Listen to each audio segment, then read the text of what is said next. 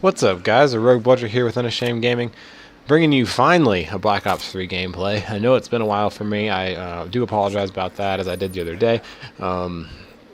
And I was going to get you guys one Monday, because of course Monday's my day, and I said I'd try and get my videos up this week. And the time came when I had some time to play, and I got on, and the update happened, and it hadn't downloaded. So I had to download the whole thing. It took probably 2 or 3 hours. So that's why there was no video Monday. I apologize for that. Hopefully, we're good to go now, though. Today, I want to talk primarily about the trailer that dropped at E3. It had some gameplay. It wasn't really a trailer. It was a gameplay from the campaign and a more extensive trailer for the COD 4 Remastered.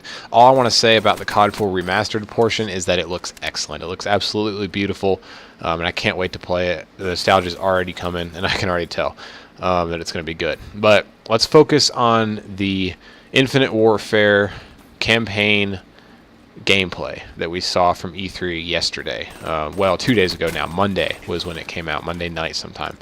What it kind of showed was a guy flying around in a ship, and then you board an enemy ship, and you have some space battles, and then you go in the ship, and you battle some in the ship. The flight of the spacecraft that you used at the beginning and end of the person used looked pretty cool. I don't really see that playing in the multiplayer. I highly doubt it will. But it looked pretty cool for campaign type things. It was, you could control the ship versus most other Call of Duties where you couldn't independently fly where you wanted to or drive where you wanted to while shooting. So now that is an option. In addition to that, like I said, it looked really good, just graphics wise. And then they boarded the ship and they were fighting in space for a while. And the gun he was using looked pretty good. It didn't look really futuristic or anything. It looked about what I would expect from a Call of Duty weapon. It looked kind of like an AR style Remington or something like that you could think of.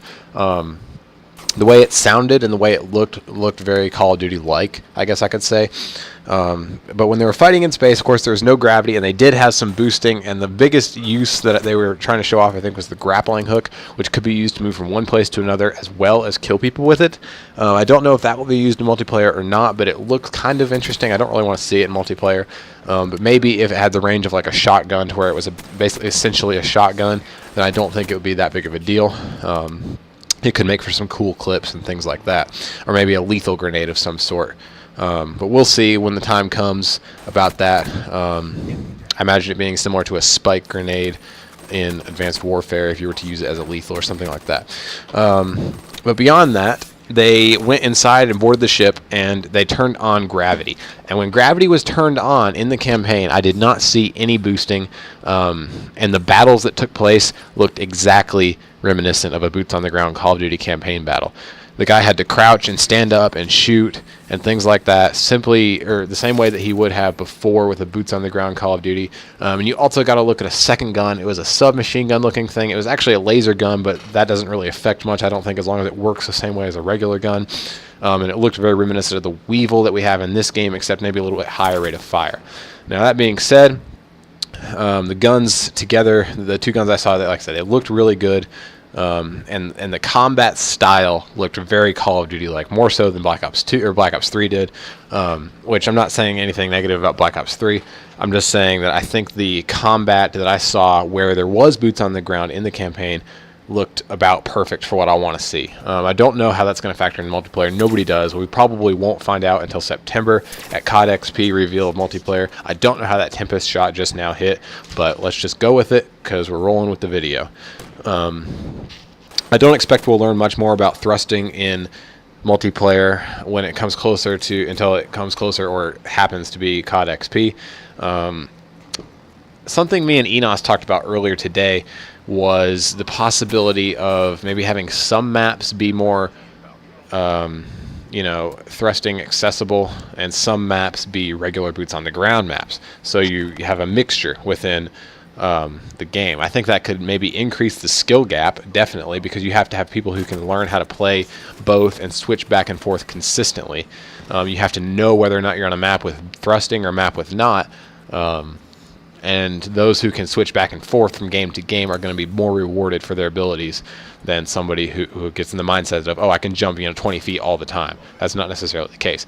Now, that's just something I thought about. I wouldn't necessarily hate seeing that. Again, my 100% hope is that we go back to boots on the ground completely in multiplayer. But again, we will see what happens when that time comes. That being said, I didn't see anything I didn't like about the trailer. It looked pretty fun as far as the campaign game goes, and that's, I think, what it was designed to do. I keep calling it a trailer. It was a gameplay. It looked like something that I would want to play and I would enjoy. That being said, I haven't played the last 2 Call of Duty campaigns with Advanced Warfare or Black Ops 3. I still want to play Black Ops 3. I might get around to that one day. Who knows? But we'll see what Infinite Warfare has in store. I enjoyed the Ghost campaign pretty good. The dog was a little but the campaign itself had a pretty good story and it was pretty enjoyable. So I'm excited still. I have no reason not to be. Infinity Ward historically has not disappointed. Now, I was disappointed with Modern Warfare 3, but now that time has passed since then, in the grand scheme of things, Modern Warfare 3 wasn't such a terrible game. I would still rank it probably in the bottom 3 of Call of Duties, but I still had fun on MW3. I still played the whole year, having fun and enjoying the game. So that's that's saying something, I guess. For me, my bottom 3 are, in order from least hated to most hated, are Modern Warfare 3, World at War, and Advanced Warfare. So to say Ghost is to say this gameplay looked like Ghost, I don't think is a bad thing. I would take an average Call of Duty that has boots on the ground any day over another game with any sort of thrusters or thrust jumping. So we'll see what happens with that, guys. But of course, we've both, me and Enos both, have made it very vocal what we want to see in the game. As far as all that kind of stuff goes. So you guys already know our thoughts, but let me know your thoughts on the trailer, the gameplay, the Call of Duty 4 trailer, whatever you want to talk about. Let me know your thoughts on those things and just how you feel about them. I'd be interested to hear some other opinions. So leave those in the comments down below. If you enjoyed the video, leave a like. Sorry there's no intro on this video. It was corrupted, so I just didn't put it on. But I should be back on a regular-ish schedule now, so thank you guys for your patience, and we'll see you next time. God bless.